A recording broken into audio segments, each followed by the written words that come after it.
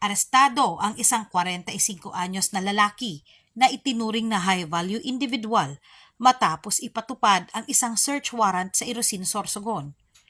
Pinangunahan ng Special Operations Unit 5 ng PNP Drug Enforcement Group, katuwang ang Irosin MPS, ang operasyon batay sa search warrant na inisyu ng Regional Trial Court Branch 55 na samsa mula sa suspect ang humigit kumulang 58 grams ng hinihinalang shabu na nagkakahalaga ng 394,400 pesos, isang kalibre 45 na baril, magazine at 7 bala, gayon din ang iba pang drug paraphernalia.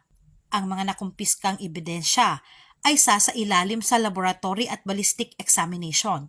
Dinala ang suspect sa ospital para sa medical examination at kasalukuyang nasa kustodiya ng Irosin MPS para sa kaukulang disposisyon at pagsasampa ng kaso.